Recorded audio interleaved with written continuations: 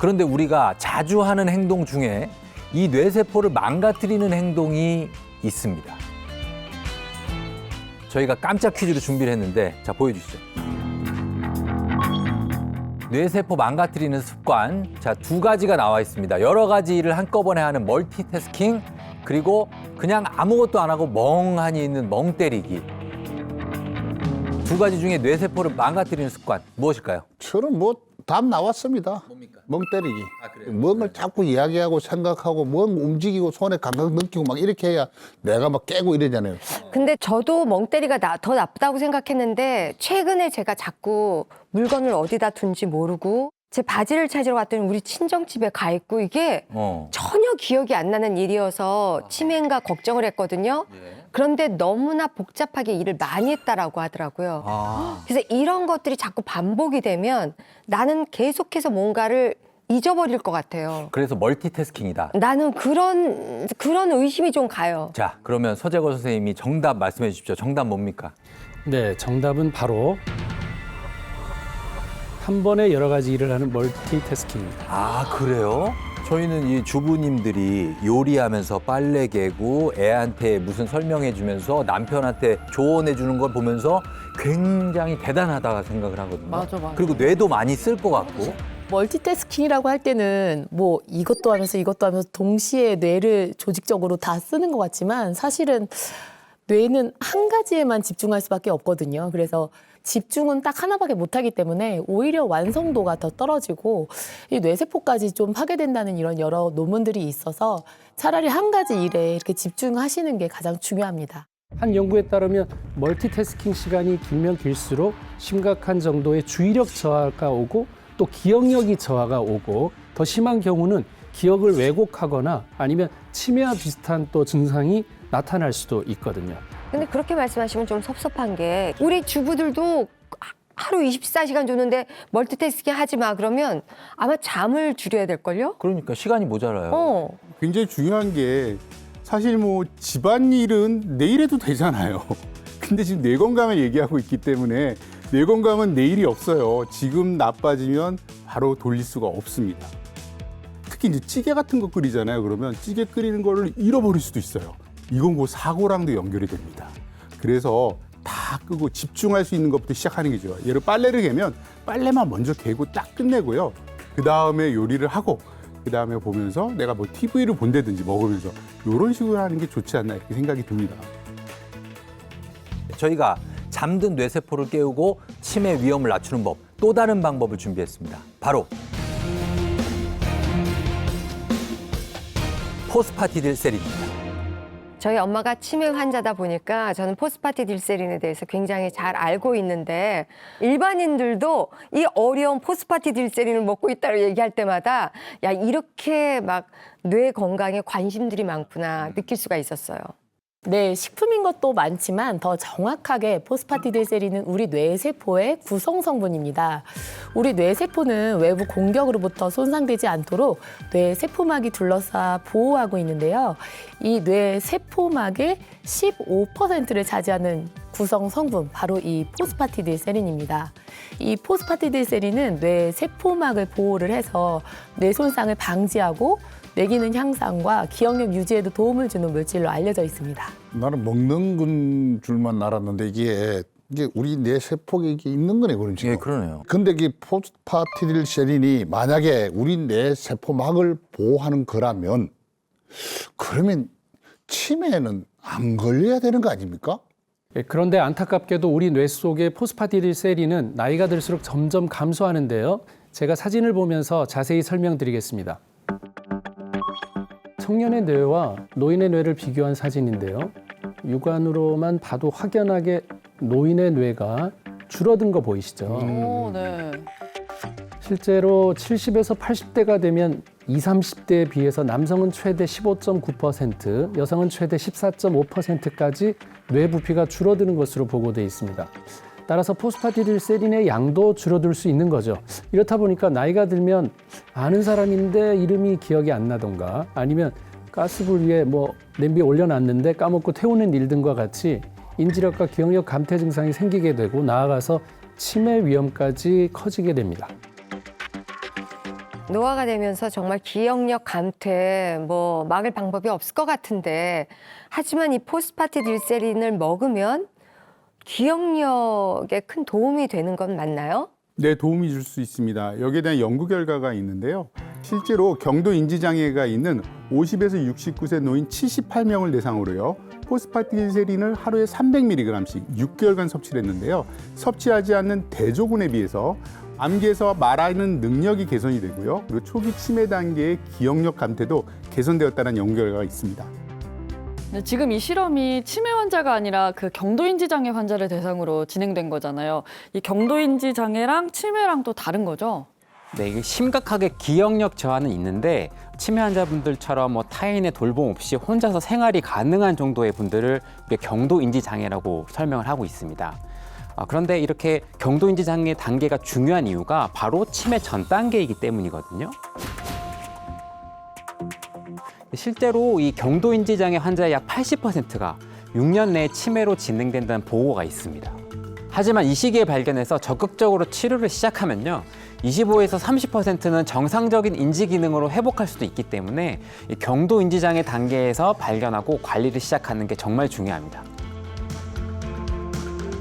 지금 그 말씀은 경도인지 장애 때 제대로 치료를 하지 않으면 치매로 갈 수도 있다라고 해석이 될 수 있잖아요. 근데 저도 깜빡깜빡하고 새카맣게 까먹는 일이 생기니까 내가 지금 경도인지 장애인 건지 아니면 바빠서 그런 건지 어쩌다 그런 건지 내가 그걸 어떻게 알 수 있을까 싶거든요. 네, 제가 건망증으로 진료실에 오시는 분들에게 자주 물어보는 게 두 가지가 있는데요. 첫 번째는 혹시 우울감이나 불안 같은 걸 느끼시는지, 그리고 두 번째는 밥솥이나 세탁기 같은 기계 사용법을 혹시 헷갈릴 때가 자주 있는지를 여쭤봅니다. 왜냐하면 이게 경도인지 장애는 일단 뇌가 변화하면서 뇌 기능이 떨어지는 거기 때문에 이 뇌가 손상되면서 생기는 감정 변화, 우울감이 동반되는 비율이 매우 높은 편이고요. 만약에 내 기억력이 예전과 다르게 좀 심각해졌다라고 느낀다면 최대한 빨리 전문의를 찾아서 검사를 해보시는 게 좋습니다. 그럼 이게 포스파티딜세린을 경도인지 장애 단계에서 미리 섭취를 하게 되면 뇌 건강에 상당히 도움을 준다는 얘기잖아요. 어떻게 이런 게 가능한 겁니까? 포스파티딜세린이요, 뇌 활성화에 도움을 주기 때문입니다. 제가 화면을 좀 준비를 했는데요. 지금 보시는 것이 알츠하이머 치매에 걸린 59세 여성의 뇌 활성도 사진입니다. 이 사진상 파란색은요, 뇌가 활성화되지 않는 것을 뜻하는데요. 이분에게 포스파티딜세린을 하루에 500mg씩 3주간 섭취하게 하고 그 다음에 활성화를 받습니다. 붉은색이 많이 보여요. 네, 뇌가 활성화돼 갖고요, 붉게 변한 게 보이시죠? 활발해졌어요. 신기하다. 아니 어떻게 저렇게 색깔이 변할 수 있는 거예요? 네, 이 결과는요, 포스파티딜세린이 뇌신경세포의 활성화에 도움을 줘서 에너지 대사가 활발해졌다는 것을 뜻합니다. 이 뇌도 살아있는 장기인 만큼 대사 활동이 제대로 이루어지지 않으면 결국 베타 아밀로이드가 응집돼서 치매를 유발할 수 있거든요. 그런 의미에서 뇌의 대사가 활발해졌다는 건 치매 진행 속도를 늦추는데 도움이 될 수 있다는 걸 의미합니다. 야, 3주 만에 저렇게 아주 활발하게 바뀐 모습을 볼 수 있었는데 그렇다면 이미 치매에 걸린 분들한테도 이 포스파티딜세린이 도움을 줄 수 있을까요? 네, 도움을 줄 수 있습니다.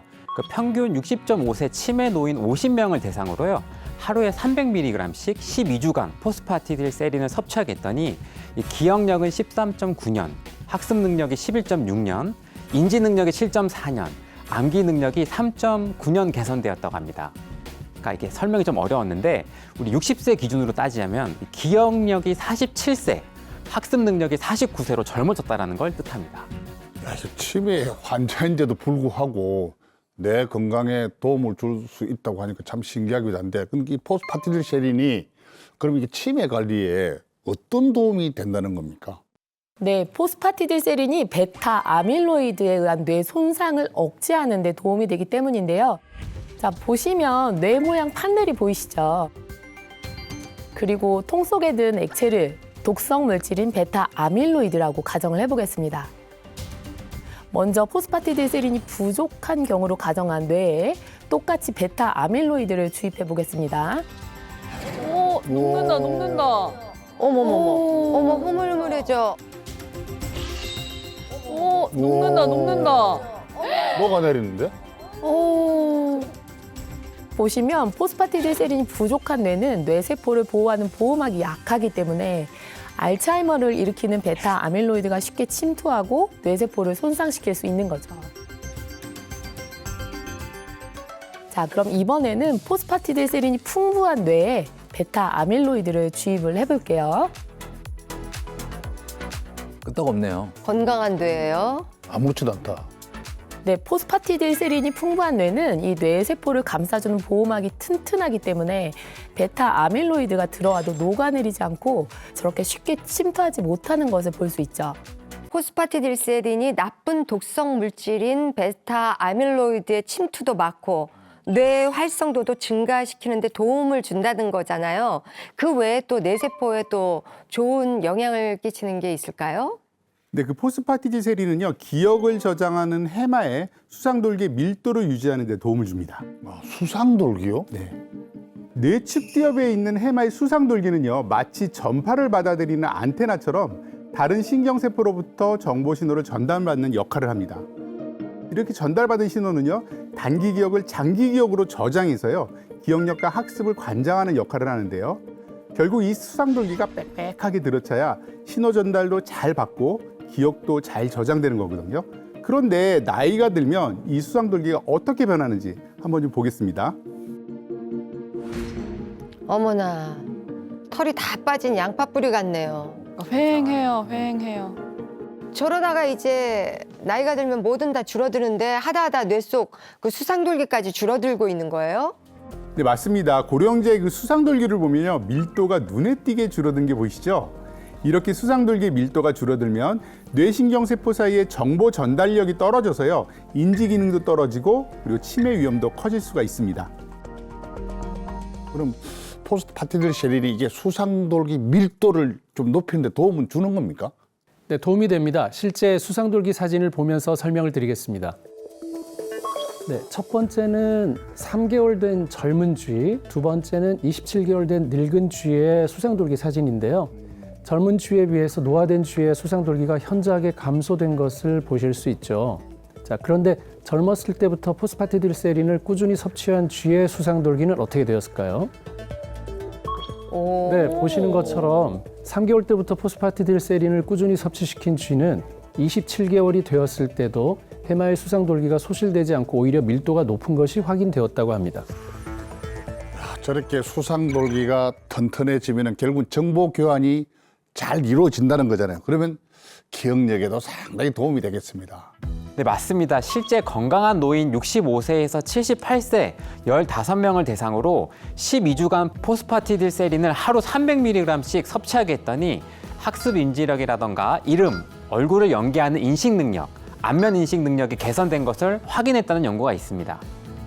그럼 혹시 이 포스파티딜세린을 섭취할 때 주의사항이 있을까요? 네, 포스파티딜세린은요, 대두에서 추출했기 때문에 대두에 알러지가 있거나 임산부, 수유부들은 전문의와 상의한 다음에 드시는 것이 좋을 것 같습니다. 또 과다 섭취 시 우리가 수면장애나 위장장애가 일으킬 수 있기 때문에요, 하루의 권장량인 300mg을 지켜서 드시는 게 좋을 것 같습니다.